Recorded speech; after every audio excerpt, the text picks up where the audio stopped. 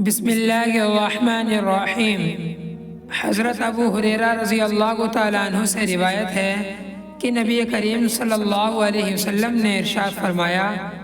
جو شخص اللہ تعالیٰ پر اور ان کے رسول پر ایمان لائے، نماز قائم کرے اور رمضان المبارک کے روزے رکھے تو اللہ تعالیٰ کے ذمہ ہوگا کہ اسے جنت میں داخل فرمائیں، خواہ اس نے اللہ تعالیٰ کے راستے میں جہاد کیا ہو یا اسی سرزمین پر رہ رہا ہو جہاں اس کی پیدائش ہوئی، یعنی جہاد نہ کیا ہو۔ صحابہ رضی اللہ تعالیٰ عنہ نے عرض کیا، یا رسول اللہ، کیا لوگوں کو یہ خوشخبری نہ سنا دیں؟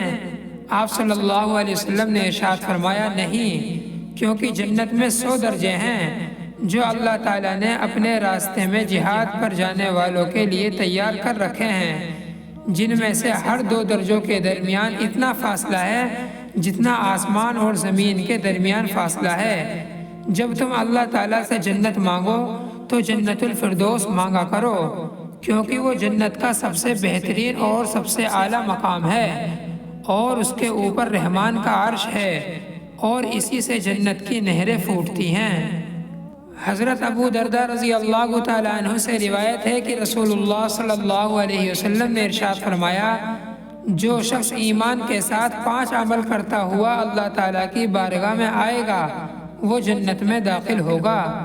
نمبر 1، 5 نمازوں کو ان کے وقت پر اہتمام سے اس طرح پڑھے کہ ان کا وضو اور رکوع سجدہ صحیح طور پر کرے۔ نمبر 2، رمضان المبارک کے روزے رکھے۔ نمبر 3، اگر حج کی طاقت ہو تو حج کرے۔ نمبر 4، خوش دلی سے زکوٰۃ دے۔ اور نمبر 5، امانت ادا کرے۔ عرض کیا گیا، یا رسول اللہ، امانت کے ادا کرنے کا کیا مطلب ہے؟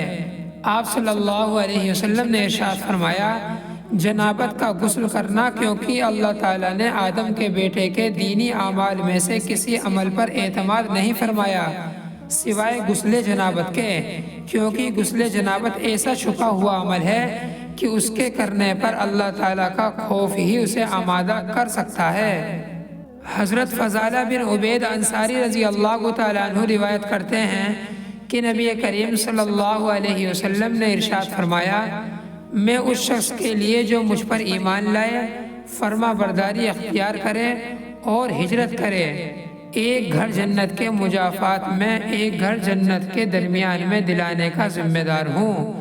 اور میں اس شخص کے لیے جو مجھ پر ایمان لائے، فرما برداری اختیار کرے اور اللہ تعالیٰ کے راستے میں جہاد کرے، ایک گھر جنت کے مضافات میں ایک گھر جنت کے درمیان میں اور ایک گھر جنت کے بالا خانوں میں دلانے کا ذمہ دار ہوں۔ جس شخص نے ایسا کیا، اس نے ہر قسم کی بھلائی کو حاصل کر لیا اور ہر قسم کی برائی سے بچ گیا۔ اب اس کی موت چاہے جیسے آئے، وہ جنت کا مستحق ہو گیا۔ حضرت معاذ بن جبل رضی اللہ تعالیٰ عنہ فرماتے ہیں کہ میں نے نبی کریم صلی اللہ علیہ وسلم کو یہ ارشاد فرماتے ہوئے سنا،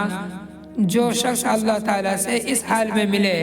کہ وہ ان کے ساتھ کسی کو شریک نہ کرتا ہو، 5 وقت کی نماز پڑھتا ہو اور رمضان کے روزے رکھتا ہو، اس کی مغفرت کر دی جائے گی۔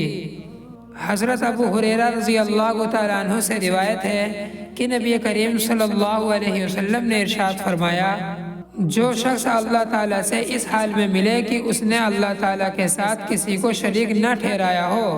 اپنے مال کی زکوٰۃ خوش دلی کے ساتھ ثواب کی نیت سے ادا کی ہو،